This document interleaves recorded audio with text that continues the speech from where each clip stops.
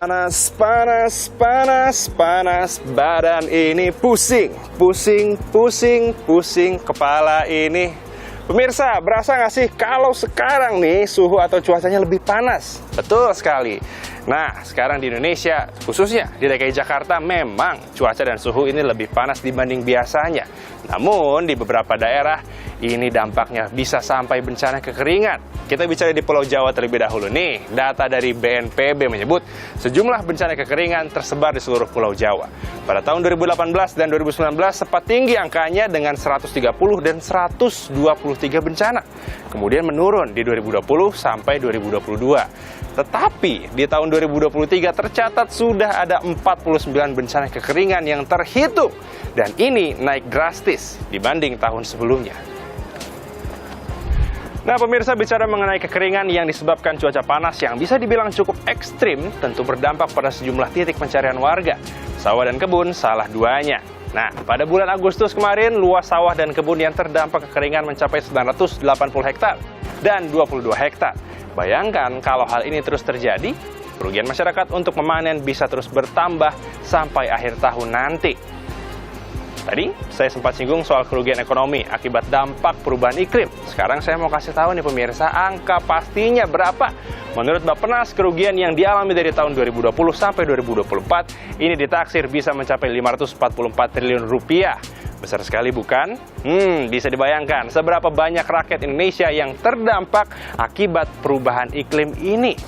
Nah, pemirsa, kerugian ekonomi ini banyak sekali aspeknya. Mulai dari harga pangan yang naik sampai jadi inflasi, biaya kesehatan yang seharusnya tidak dikeluarkan. Tapi, siapa yang bisa mengalahkan alam, pemirsa? Namun, manusia juga harus bijak merespon perubahan iklim ini. Pakai air secukupnya, makan secukupnya, jangan mubazir. Iklim dan kerugian yang ditimbulkan harus membuat kita belajar. Lalu apakah perubahan iklim hanya berdampak pada ekonomi saja? Tentu tidak, pemirsa. Data dari BNPB menyebutkan perubahan iklim juga berdampak pada manusia. Data dari BNPB menyebut sebanyak 137 jiwa meninggal dunia dan 55 lainnya terluka akibat perubahan iklim yang terjadi di Indonesia. Tentu hal ini patut menjadi perhatian seluruh pihak, mengingat perubahan cuaca yang cukup ekstrim sedang terjadi di Indonesia. Nah, pemirsa, kalau kita tarik garis ke level dunia, jumlah kerugian ekonomi akibat masalah iklim ini bisa dibilang sangatlah berdampak, dan angkanya tidak main-main. Pada tahun 2010 sampai 2019 saja kerugiannya mencapai 1.476,2 miliar dolar Amerika. Di tahun 2020 sampai 2021 ada di angka 430,1 miliar dolar Amerika. Ini menandakan perubahan iklim sudah menjadi permasalahan yang tidak bisa didiamkan. Jika hal ini terus berlarut dan semakin parah, ini sangatlah berdampak pada perekonomian dunia. Dan lebih parahnya, dapat berdampak pada kehidupan individu di dalamnya. Ryan Tridianto, Kristonove, Business Talk.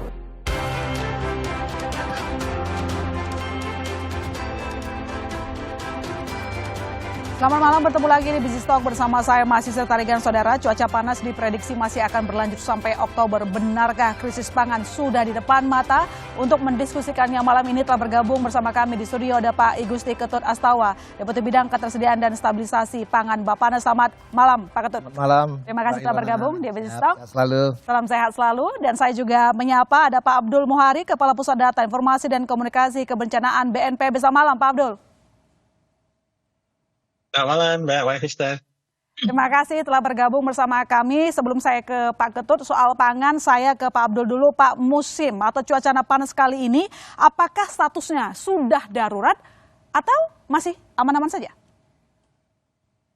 Ya, baik. Jadi kalau kita melihat dari laporan kejadian bencana yang disampaikan oleh daerah, baik itu kabupaten, kota, maupun provinsi, BNPB itu mencatat kalau untuk Jawa saja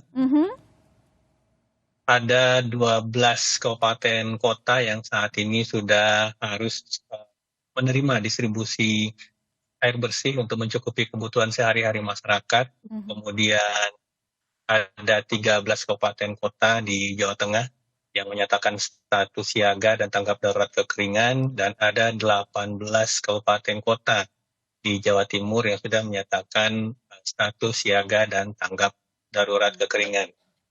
2 minggu yang lalu kami juga menerima informasi konfirmasi bahwa ini juga tidak hanya terjadi di Jawa, Sulawesi Selatan juga ada 3 kabupaten kota yang menyatakan kondisi status siaga darurat kekeringan dan juga Provinsi Sulawesi Tenggara. Artinya kalau melihat eskalasi seperti ini, memang kondisi kekeringan akibat dampak dari El Nino yang baru pada tahap lemah hingga moderat ya. Jadi El Nino tahun 2023 ini belum pada tahap strong ya. Oh belum? Efeknya baru pada tahap lemah sampai moderat. Dan ini cukup signifikan dampaknya, dan ini tentu saja harus menjadi exercise dalam tanda kutip untuk kita menghadapi kemungkinan El Nino yang lebih kuat mungkin ya di tahun 2024 atau 2025. Oke, statusnya masih lemah dan moderat, tetapi apakah memang ada, ini sebagai bentuk antisipasi ya Pak, apakah memang ada potensi menjadi strong begitu? Oh tidak, dalam tahun ini tidak. Dalam tahun ini kita sudah sampai pada peak sebenarnya, peak menuju turun ya. Peak menuju turun karena kita harapkan nanti di akhir Oktober kita sudah akan mulai masuk pada kondisi musim transisi dari kering ke hujan. Jadi ini kalau efek dari El Nino sendiri tahun 2023 ini tidak di state, sudah di-declare oleh BMKG bahwa ini fasenya atau intensitasnya hanya pada sampai level lemah hingga moderat. Oke, baik. Ini kabar yang baik, tetapi kita perlu masih antisipasi begitu ya. Setelah dari Pak Abdul, saya ke Pak Ketut. Pak Ketut, cuaca panas ini kan diperkirakan oleh BMKG berlanjut sampai Oktober begitu, dan apakah ini situasi membahayakan untuk ketahanan pangan kita? Kalau tadi memang disampaikan oleh Pak Abdul, kita masih status lemah moderat begitu, tetapi kalau saya baca artikel dan liputan-liputan teman-teman, itu banyak loh yang sudah gagal panen katakanlah begitu, dan banyak survei ataupun penelitian yang sudah memberikan antisipasi jangan sampai ketika cuaca panas ini membuat orang kelaparan. Silakan. Baik, terima kasih Sis Ilona ya. Terima kasih. Saya kira kita jangan menyebut membahayakan. Kita tetap waspada bahwa kondisi El Nino ini kan kita hadapi beberapa tahun lalu juga kita hadapi, sehingga masyarakat atau petani kita juga sudah paham bagaimana cara menghadapi kondisi seperti ini. Jadi kita jangan menganggap petani kita tidak mampu. Mereka paham, oh tatkala dengan kondisi begini, maka dia akan lakukan penanaman apa, kan begitu kan. Nah oleh karena itu langkah-langkah ataupun kondisi ini jangan disebut membahayakan, tapi diwaspadai. Saya lebih cenderung mengatakan ini diwaspadai, karena dengan kita waspada maka kita akan bisa melakukan langkah-langkah dengan nyaman, dengan tenang. Langkah-langkah terbaik yang bisa dilakukan nanti artinya mengantisipasi, kemudian melakukan mitigasi, sekaligus mencarikan solusi. Nah dengan kewaspadaan itu jauh lebih penting ketimbang kita sebut membahayakan. Yang kedua, apakah ini akan berlanjut? Saya kira apa yang disampaikan teman dari Pak Abdul dari BMKG itu adalah prediksi. Kemudian kita atau teman-teman Kementan sudah melakukan mitigasi bagaimana melakukan produksi. Kami di Badan Pangan Nasional melakukan langkah-langkah pengamanan ketahanan pangan. Artinya begini, bahwa dalam rangka menjaga ketahanan pangan, Badan Pangan Nasional, langkah-langkah yang fundamental dilakukan adalah memperkuat cadangan pangan. Nah, perkuatan cadangan pangan pemerintah pusat dan termasuk penguatan cadangan pangan pemerintah provinsi, kabupaten, kota, dan sampai desa pun itu diatur di dalam Undang-Undang 18 tahun 2012. Nah, ini menjadi pedoman fundamental Badan Pangan Nasional untuk mendorong teman-teman provinsi, mendorong teman-teman kabupaten kota harus memperkuat cadangan pangannya. Nah, cadangan pangan ini adalah sifatnya bebas, menganut prinsip kedaulatan. Nah, kedaulatan yang saya maksud adalah provinsi bisa dengan bebas menetapkan cadangan pangannya sesuai dengan kondisi pangan lokal. Jadi tidak harus beras dia cadangkan. Kalau memang Papua, mohon maaf, Papua misalkan dominannya mereka lebih ke sagu, maka cadangan pangannya boleh sagu. Di tempat lain boleh jagung dan lain sebagainya. Seperti itu. Tapi gini Pak, tapi boleh edukasi kami juga, saya dan juga pemirsa yang ada di rumah.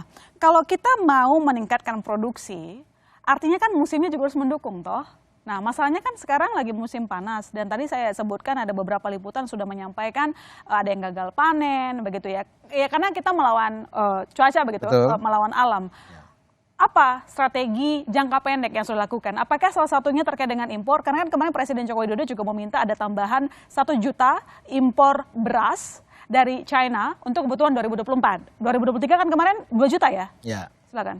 Betul.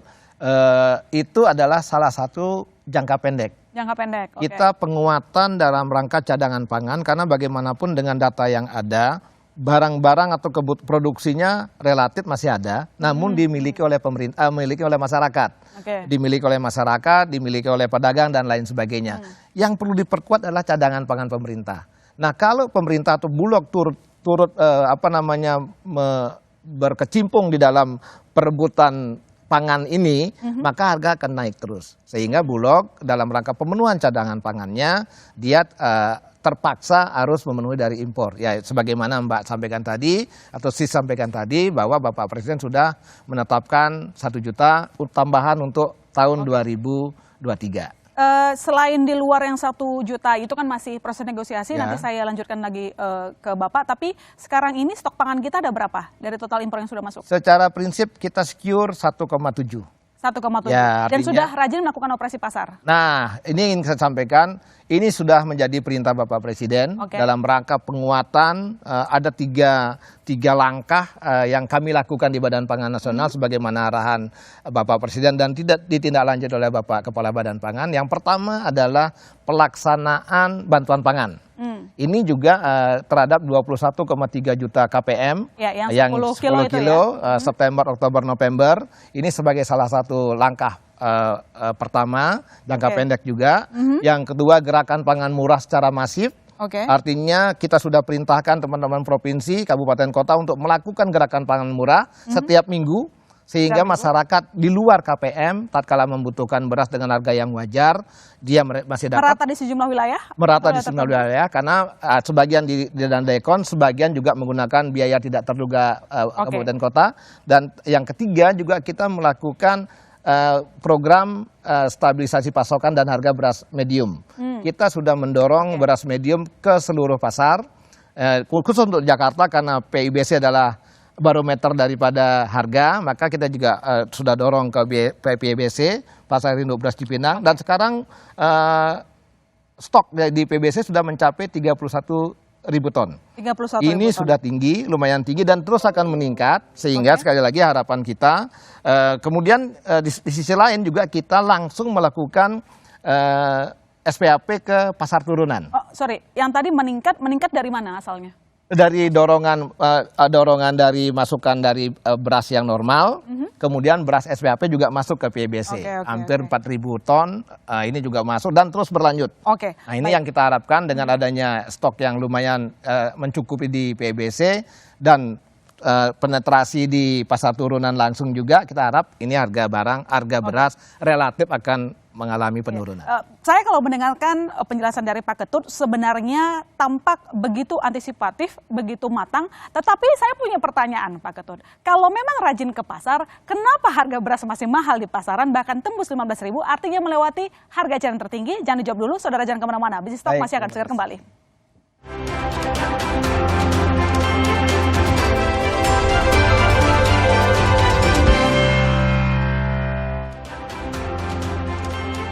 Anda kembali menyaksikan Bisnis Talk dan di segmen ini telah bergabung bersama kita Cipta Wahyana, wartawan Sinar Kontan. Selamat malam Mas Cipta. Malam Ilona. Lagi dan lagi kita bahas soal harga pangan. Di tahun ini udah berapa kali ya kita bahas ini gara-gara musim panas yang tak kunjung berlalu, bahkan diprediksi akan terus berlanjut begitu ya. Kalau kita lihat data global bahkan mengatakan sampai 2050 jangan sampai ada bencana kelaparan kalau tidak diantisipasi, dan Indonesia sesiap apa itu yang nanti kita bahas secara data. Tadi saya sempat terputus pertanyaan ke Pak Ketut soal kalau memang ada operasi pasar yang dilakukan, kenapa harga beras tetap naik. Tapi sebelum menjawab itu, saya coba ke Pak Abdul dulu. Pak Abdul, kalau dilihat dari data yang dimiliki oleh tim Pak Abdul, itu cuaca panas ini kan kalau kita lihat berita nih hampir setiap hari ya Pak, kami kalau lihat itu kebakaran hutan ada terus gara-gara cuaca panas begitu ya.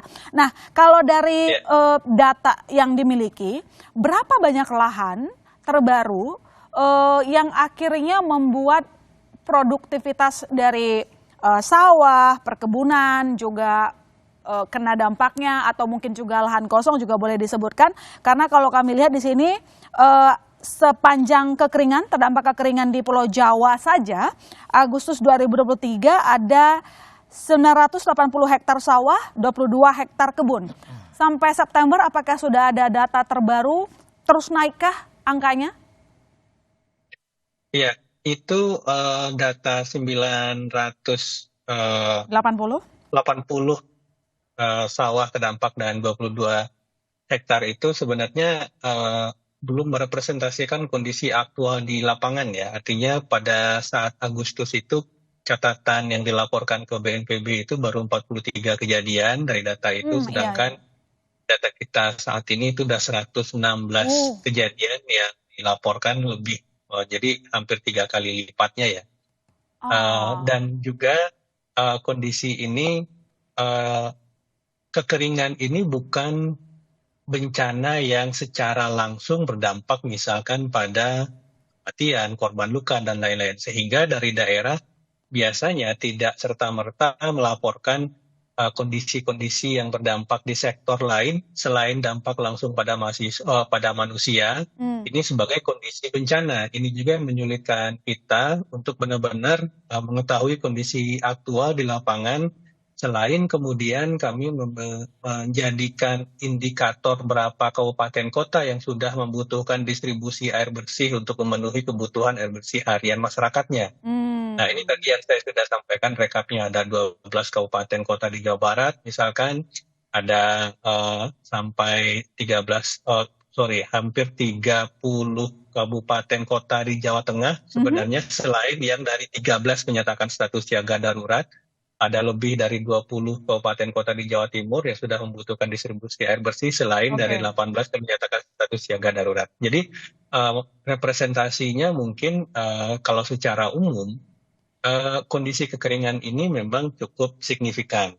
Tetapi memang hingga saat ini khususnya kalau kita bicara kekeringan itu Jawa, Bali, Nusa Tenggara Barat, Mbak Ilona. Karena ini daerah ini yang secara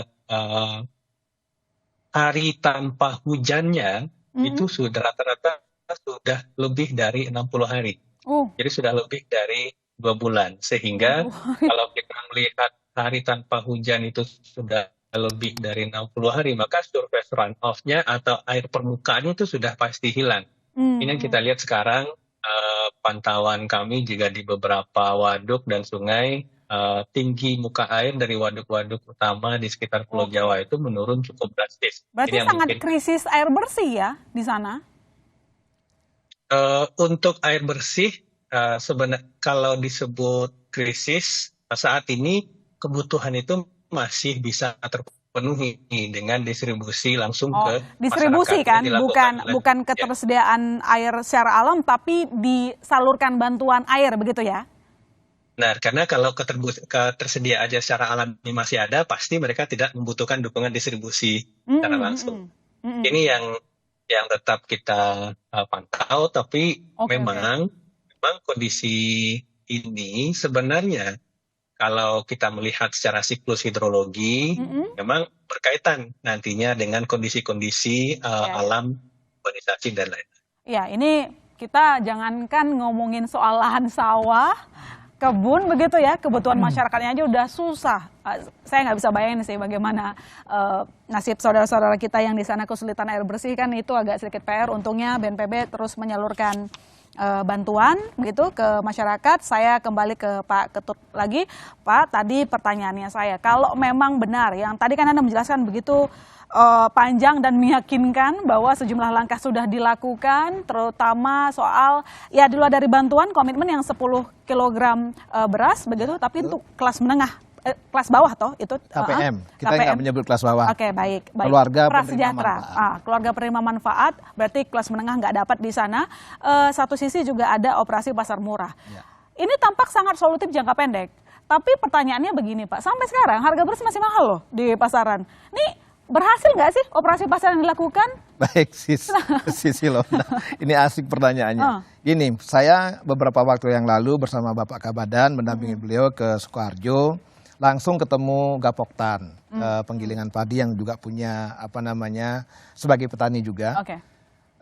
Teman-teman di Gapoktan atau teman-teman petani kita sudah memperoleh atau menjual gabahnya GKP dengan harga 7.500-an. Kalau GKG sudah sampai 8.200. Artinya kalau GKP 7,5 kemudian GKG 8.200 dan mereka jual di Gapoktan di penggilingan padinya sudah 12.500. Itu di situ, itu udah mepet menurut mereka. Artinya namun di petani dari sisi GKP mohon izin, dia atau teman-teman sedulur petani kita merasakan nyaman berproduksi sebenarnya di kala posisi yang dulu mungkin belum pernah sebagus ini harganya. Artinya di satu sisi harga beras tinggi pasti disebabkan oleh inputnya. Inputnya adalah gabah. Gabahnya memang relatif sudah bagus harganya di tingkat petani, sehingga artinya bagus kan begitu kan? Artinya di sisi hilir otomatis harganya akan tinggi, sehingga beras medium pasti di 12.000, di atas 12.000, kemudian beras premium bisa sampai 14.000. Itu kondisi real karena memang harga di hulunya memang tinggi. Nah kemudian langkah-langkah pemerintah untuk memberikan ruang kepada masyarakat untuk memperoleh beras yang dengan harga yang wajar, salah satunya GPM dan lain sebagainya. Sehingga kita lakukan adalah program SPAP ini berjalan dari awal. Di bantuan pangan diiringi dengan SPAP, teman-teman bisa melihat harga pada Maret, April, Mei, Juni itu relatif stabil. Memang Agustus kan sempat terhenti bantuan pangan, kemudian SPAP-nya tidak banyak, kemudian September, Oktober, November keluar lagi keputusan untuk bantuan pangan. Nah kita berharap dengan September, Oktober, November ini ada bantuan pangan, mungkin akan juga nyampe ke Desember. Nah kemudian didukung dengan gerakan SPAP yang lebih masif. Saya kira ini akan memberikan dukungan. Berarti yang kemarin-kemarin kurang masif? Karena sempat agak, kan harus banyak diperhitungkan. Tidak boleh sembarangan beras SPAP harus dijual di tingkat konsumen dengan harga yang sesuai dengan eceran tertinggi. Ini butuh butuh tenaga, butuh pantauan yang relatif lebih khusus. Karena jangan sampai beras SPAP dijual dengan melewati harga eceran tertinggi. Karena itu wajib. Kalau beras SPAP wajib mengikuti harga eceran tertinggi. Karena itu beras dalam rangka operasi pasar. Demikian yang bisa saya jelaskan. Oke, baik. Saya ke Mas Cipta. Mas Cipta, sebenarnya kalau kita ngomongin soal pangan, kalau harga-harga naik kan ini berkaitan dengan daya beli dari masyarakat itu sendiri. Nah, kemarin itu BPS sudah mengumumkan angka inflasi. Dan angka inflasinya sebenarnya lebih rendah dibandingkan Agustus. Nggak ada masalah dong, harusnya begitu. Harusnya kita nggak perlu diskusi kan. Itu kayaknya nggak perlu deh diperdebatkan misalnya begitu. Tapi apa yang bisa kita simpulkan dari angka tersebut? Banyak ekonom itu kan sebenarnya yakin inflasi itu bisa melebihi target pemerintah sekitar 4% begitu. Apakah ini artinya kantong masyarakat itu masih aman-aman saja begitu? Atau sebenarnya kita punya kajian lain, data-data bahwa jangan terlena dengan inflasi yang rendah. Jangan-jangan dampaknya belum kelihatan atau belum terhitung komponennya di bulan harga beras naik. Ya, memang ini kelihatannya agak kontradiktif ya di satu sisi harga naik, kenapa inflasi turun. Tapi kita lihatnya ini harus dipilah sih. Pertama kalau inflasi tahunan memang turun, jadi 2,28 ya September dibanding Agustus 3,27. Tapi ini sedikit teknis, tapi perlu dijelaskan bahwa ini turun terutama sebenarnya karena dampak kenaikan BBM di September 2022 itu sudah tidak terbawa lagi karena hitungan tahunnya mulai dari Oktober. Jadi sudah tidak terbawa lagi gitu loh. Jadi itu komponen hilang. Tapi gitu. Realnya kan nggak begitu. Jadi realnya dampak harga itu di rumah tangga itu kan nggak dihitung tahunan begitu gitu. Faktanya kan harga Pertalite nggak turun gitu. Tetap 10.000 gitu. Jadi dampaknya sebenarnya tetap terasa. Nah justru ditambah kalau kita lihat inflasi bulanannya justru ini bergerak karena Agustus itu deflasi. Nah sekarang juga inflasi dan pemicunya adalah pangan yang paling tinggi adalah beras. Kita lihat bulanannya. Jadi September ini kan inflasi beras, ini BPS, data BPS kan 561. 561% itu tertinggi sejak mungkin Februari lah kalau salah. Itu tertinggi sejak Februari 2018 gitu. Dan bahkan kalau kita lihat di beberapa daerah, tadi menyebut wilayah timur ya, di Mataram itu naiknya bisa 17% sebulan ini begitu ya. Itu memang tergantung daerahnya seperti apa. Dan kalau kita hitung dari awal tahun, kan menurut data BPS lagi kan sudah 18% nih inflasi beras begitu. Nah, yang menarik gini kan, jadi tadi kita bicara dampak BBM memang tidak terekam di inflasi, tapi sebenarnya masih ada itu, dampak kenaikan BBM itu masih ada karena memang minyak masih tinggi, pemerintah belum mengubah harga itu. Nah sekarang justru dengan kondisi pangan ini, meskipun mungkin tadi penilaiannya mungkin masih moderat begitu ya, tapi real itu berdampak ke masyarakat, ke kantongnya masyarakat. Nah persoalannya begini, siapa yang terkena paling besar? Itu justru masyarakat menengah bawah. Kenapa? Karena kalau kita lihat itu kan ada kelompok pengeluaran masyarakat itu dibagi 5. Ada istilahnya kuintil 1, 2, sampai 45 gitu. Nah yang 1, 2, 40% itu konsumsi untuk makanannya itu bisa sampai 64%. Alokasi untuk makanannya itu segitu. Jadi ketika ada kenaikan harga pangan, ya mereka akan terkena dampak lebih besar. Dibandingkan mungkin masyarakat atas, itu mungkin maksimal hanya 50% itu yang untuk pangan. Yang lain lebih banyak untuk mungkin secondary, kebutuhan sekunder dan tersier. Jadi yang terkena dampak paling besar masyarakat yang justru masyarakat bawah gitu. Nah ini menjadi PR kita, apalagi kalau kita bicara garis kemiskinan. Bisa berdampak ke kemiskinan? Nggak bisa, karena dari garis kemiskinan sekitar 500.000 itu 74% juga makanan. Begitu ya, jadi ada masyarakat mungkin yang kalau sekarang nggak mampu secara konsumsi dan nilai pengeluarannya itu mungkin turun, ya artinya kemungkinan ada orang miskin baru di sini. Nah jadi kita sih berharap tadi dari operasi ya Pak ya yang sudah dilakukan ini memang segera berdampak gitu, karena inflasi itu kalau kita bicara yang bahaya bukan cuma dampaknya langsung yang menggerus daya beli, tapi yang lebih berbahaya itu sebenarnya ekspektasinya. Ekspektasi artinya gini, ini kok harga beras nggak turun-turun. Nah orang kemudian berekspektasi ini jangan-jangan nanti naik, misalnya kita cerita tentang El Nino ini, lalu kemudian orang berbelanja lebih dari yang dia butuhkan. Itu dampak dari ekspektasi inflasi. Nah akhirnya kan orang kalau istilah ekstrimnya jadi panic buying, tapi artinya membeli lebih dari kebutuhannya. Nah kalau itu dilakukan banyak orang kan yang terjadi kemudian bergulung ya.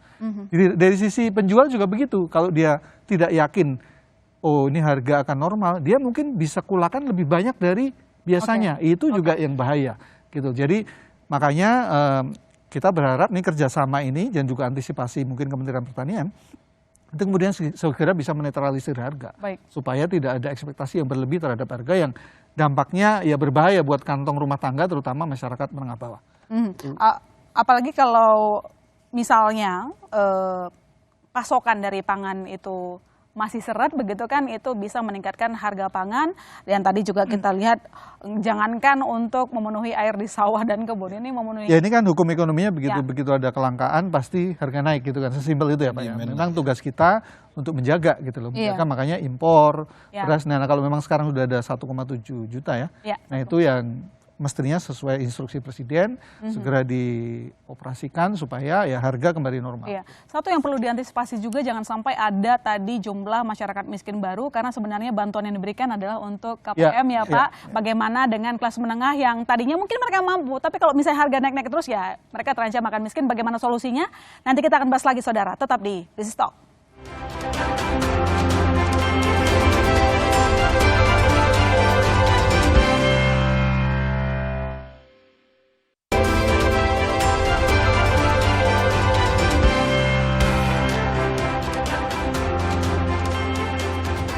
Ya, Anda kembali menyaksikan Business Talk, saudara. Kalau misalnya cuaca panas masih berlanjut, maka ada kekhawatiran harga pangan juga akan naik, maka daya beli masyarakat akan turun begitu. Saya ke Pak Abdul untuk melanjutkan diskusi sebelumnya, Pak. Kalau dari catatan ataupun pantauan lapangan ya, BNPB yang selama ini memberikan bantuan air ke masyarakat begitu, berapa banyak lahan yang gagal panen secara keseluruhan? Lalu kemudian apakah sudah ada yang kesulitan bahan makanan seperti terjadi di distrik Lambewi dan Agandugume, Papua Tengah? Kalau untuk Papua Tengah kasusnya sedikit berbeda ya, Desi Ilona ya, karena Oke. untuk Pagano Gume ini sebenarnya bukan kekeringan, tetapi kondisi cuaca cukup dingin sehingga butiran-butiran es itu ada di permukaan tanah. Ini yang menyebabkan kemudian umbi-umbiannya rusak. Nah, kalau kita bicara Jawa, itu memang tadi yang seperti saya sampaikan, ketika air permukaan kita berkurang, maka secara otomatis tentu saja suplai kebutuhan, baik itu yang berkaitan dengan kebutuhan air bersih penduduk dalam artian suplai sumber air bersih dan juga sumber irigasi permukaan, itu tentu saja berkurang. Nah, memang sebelumnya kita sudah berupaya dari bulan Februari hingga Juni. Itu kita melakukan teknologi modifikasi cuaca yang tujuannya untuk menambah volume air di tempat-tempat penampungan skala besar ini. Baik itu waduk, danau, embung, dan tempat-tempat lainnya. Jadi TMC yang kita lakukan pada periode Februari sampai Juni, tentu saja TMC ini bisa kita lakukan kalau awannya masih ada ya, jadi belum masuk fase kemaraunya sendiri. Karena kalau sudah masuk fase kemaraunya, itu akan sangat sulit kita melakukan modifikasi cuaca atau hujan buatan. Tetapi memang karena kondisinya ini kekeringan ini berjalan cukup panjang, dan tadi saya sampaikan mulai dari Juli, Agustus, September itu rata-rata hari tanpa hujan. Di Pulau Jawa itu sudah lebih dari 60 hari, maka ini mengakibatkan air permukaan kita itu sangat minim kondisinya. Nah, berapa dana yang sudah digelontorkan untuk memenuhi kebutuhan air warga dan modifikasi cuaca, Pak Abdul? Kalau untuk modifikasi cuaca itu sudah cukup intens ya kita, dan ini kita masih belum menghitung pengeluaran karena kita masih akan terus melakukan, tidak hanya untuk membasahi lahan yang terdampak kekeringan, tetapi khususnya juga untuk mendukung pengendalian karhutla di beberapa kawasan. Ini dari mulai Februari itu khususnya untuk menambah volume waduk, volume danau, volume embung, itu sudah cukup. Kita hampir setiap 2 minggu sekali itu kita melakukan TMC ya, rutin sampai akhirnya tidak ada awan yang bisa kita gunakan atau kita semai. Tapi kalau misalnya kita melihat data BMKG yang mengatakan bahwa nanti cuaca panas masih berlanjut Oktober, kita siap dananya atau butuh tambahan lagi misalnya? Kalau sejauh ini, kalau dari sisi anggaran mungkin kita tetap bisa mencukupi, dan tentu saja karena ini untuk kebutuhan masyarakat, tetap akan kita. Baik. Nanti saya ada pertanyaan terakhir ke Pak Abdul, sekarang saya ke Pak Ketut lagi, Pak.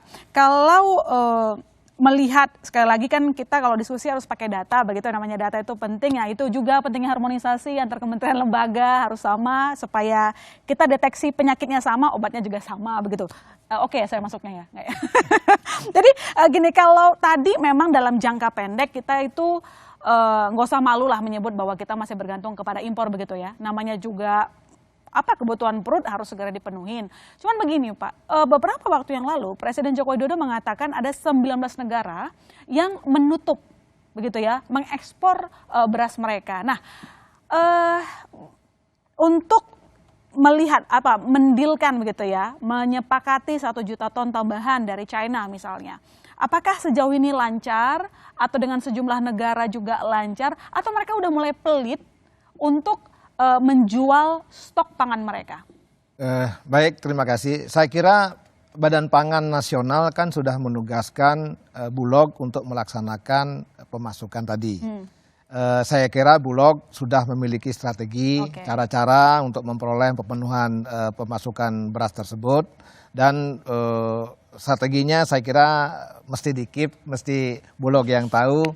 Karena kan menyangkut perdagangan, strategi pembeli juga dimiliki, pedagang juga punya strategi, sehingga disitulah Bulog akan melakukan negosiasi-negosiasi dengan berbagai negara. Tapi sejauh ini komunikasi dengan berbagai negara tersebut lancar? Saya kira laporan dari teman-teman Bulog, mereka intens berkomunikasi dengan beberapa negara, dan saya kira mereka yakin untuk bisa memenuhi kebutuhan dan penugasan dari Badan Pangan Nasional. Oke, selain beras, Pak, bagaimana dengan komoditas lain, terutama komoditas yang kita masih bergantung terhadap impor pun yang dalam negeri lah, karena kan ini berkaitan dengan cuaca. Apakah semua aman atau mulai harus ada antisipasi khusus begitu sehingga kita juga harus menambah impor di komoditas tersebut? Kalau dari beberapa kondisi pangan yang memang bergantung dari impor, artinya sebagian besar bergantung dari impor, seperti kedelai saya rasa harganya masih relatif bagus, karena masih di sekitaran 11.200 sampai 11.500 di tingkat pengrajin. Mungkin sudah ada yang beberapa daerah yang 12.000. Itu relatif masih nyaman bagi teman-teman pengrajin tempe, tahu tempe untuk melaksanakan kegiatan. Kemudian dan secara stok masih sangat bagus. Kemudian juga bawang putih saya kira ini juga berproses, teman-teman pelaku impor sudah melaksanakan importasinya, tidak terjadi problem. Kemudian juga gula, memang gula sedikit terjadi kenaikan. Artinya di sini gula beberapa negara mengubah arahnya tidak menjadi gula tapi menjadi bioetanol. Ini juga berpengaruh terjadi kenaikan-kenaikan. Namun demikian kita juga tetap optimis bahwa pemenuhan ketersediaan untuk akhir tahun dan pemenuhan 3 bulan sampai carry over stock untuk 2023 masih bisa kita penuhi dengan baik. Saya kira demikian, Mbak. Oke, baik. Saya ke Mas Cipta. Mas Cipta, tadi kan sudah disinggung juga di sebelumnya, karena yang dibantu itu kan kelas menengah, kelas prasejahtera, KPM, begitu. Tapi bagaimana dengan menolong upaya kelas menengah? Kalau sampai mereka jatuh miskin, beban juga kepada pemerintah, toh. Nanti kalau misalnya kita gelontorkan bansos lagi, berarti angkanya nambah lagi yang harus dibantu, begitu. Apa yang sebenarnya bisa kita lakukan selain jangka pendek, jangka panjang lah, supaya kita itu mitigasi risikonya kuat, karena setiap tahun kita ngalamin El Nino loh sebenarnya. Masalah cuaca ini setiap tahun ada datanya gitu. Silakan. Ya, pertama kan memang kalau bicara kelas menengah memang itu ada problemnya sendiri gitu. Pertama misalnya sebenarnya tadi kan benar-benar kelas bawah, mungkin makanan kelas bawah dulu, tapi menengah juga punya problem sendiri. Misalnya BBM baru naik ya, Pak. Ini Pertamax kan naik lagi nih. Ya, nambah lagi beban 1 Oktober, masyarakat. tadinya 1 September naik, sekarang naik lagi, jadi tambah lagi.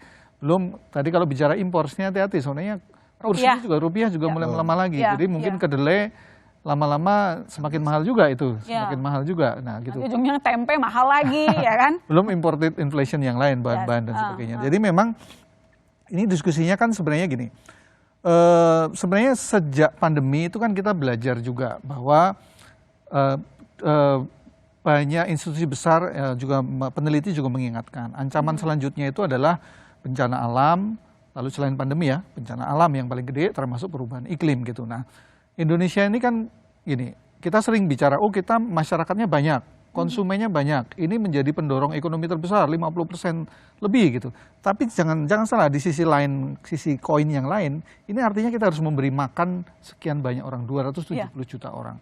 Nah, ini yang dalam kondisi-kondisi spesial seperti ini menjadi lebih menantang. Nah, artinya kembali lagi, ya kita bicara tentang ketahanan pangan yang lebih jangka panjang, tentu kita bukan bicara di hilir ketika misalnya, seharusnya gini, seharusnya Bappenas tuh kerjanya jangan repot ketika kayak gini, repot ya, karena harus belanja sana kemari gitu.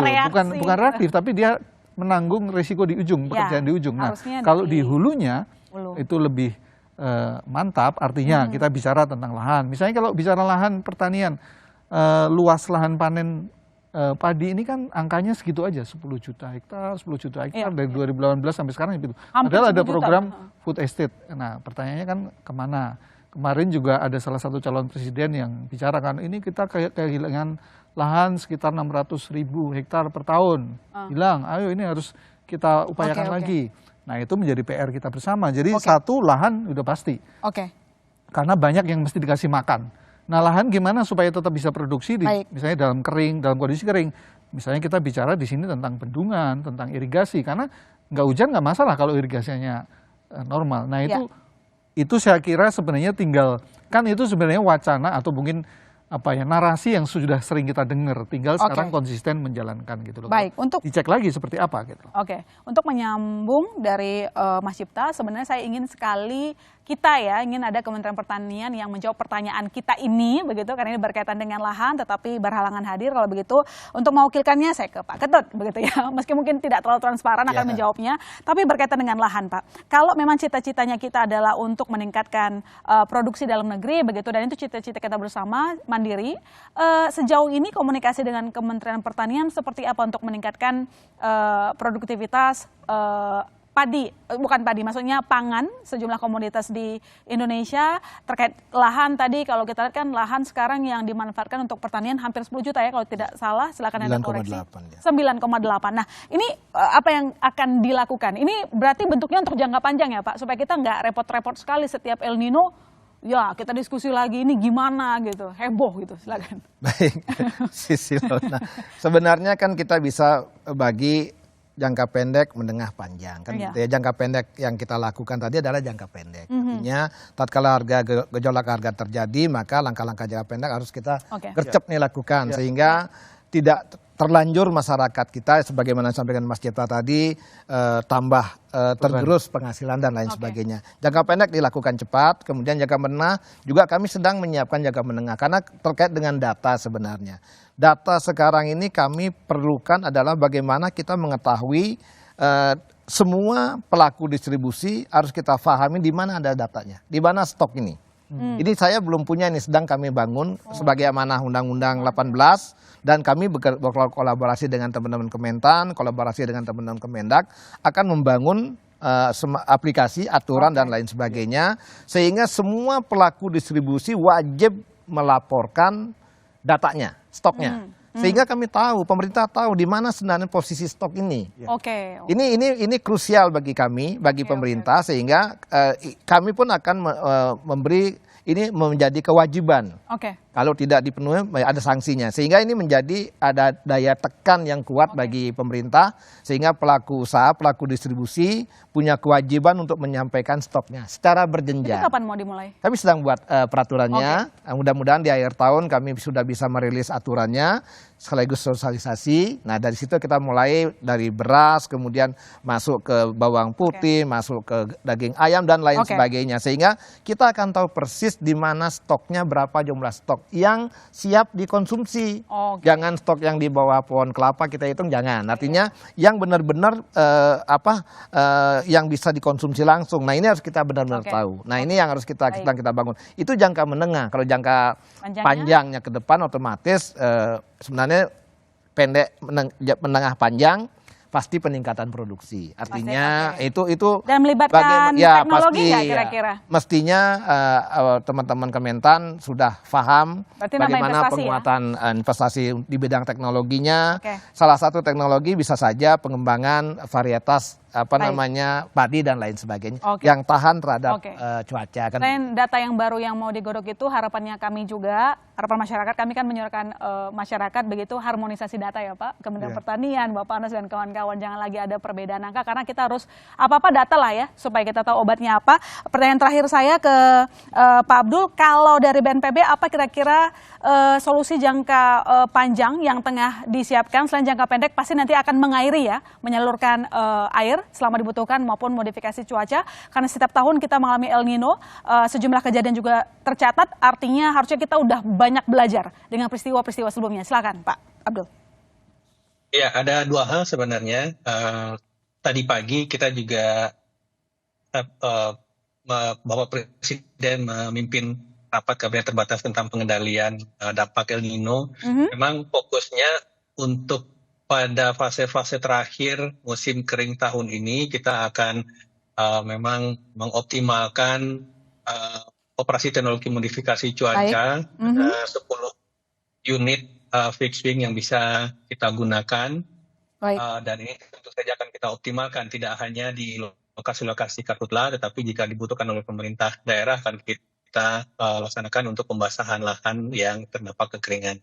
Kemudian ada satu hal mungkin yang sangat penting untuk saya sampaikan bahwa siklus hidrologi kita itu membutuhkan kondisi ekosistem dan lingkungan yang sehat baik dari hulu sampai hilir.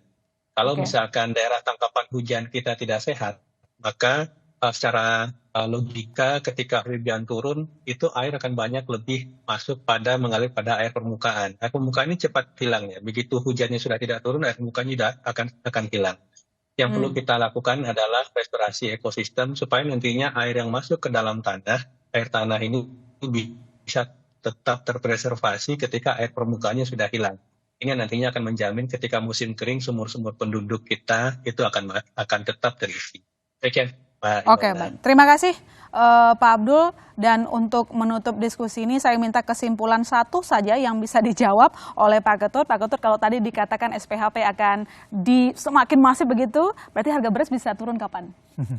Kita berharap dalam 2 minggu, seminggu ini sudah berproses turun. Karena di PWC sudah turun. Nah, kemudian kita masifkan mulai 2 hari ini di pasar turunan, kita berharap minimal sudah ada beras SPHP dengan harga head di pasar tersebut.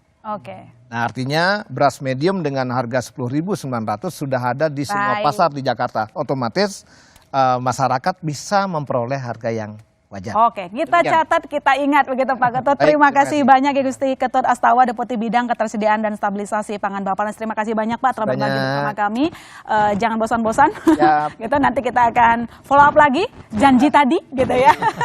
Saya juga ucapkan Mas Cipta Wahyana, wartawan Sonor Kontan, terima kasih banyak atas ulasan angka-angka yang selalu harus kita edukasi ke masyarakat. Dan tentu saja saya ucapkan terima kasih banyak ke Pak Abdul Muhari, Kepala Pusat Data Informasi dan Komunikasi Kebencanaan BNPB. Terima kasih banyak, selamat kembali bekerja. Semoga persoalan El Nino akan dapat kita atasi bersama karena ini masalah alam. Jangan setiap tahun baru lagi kita heboh lagi, tapi kita sudah punya strategi tertentu untuk menghadapinya. Dan saudara jangan kemana-mana, Bisnis Talk masih akan segera kembali.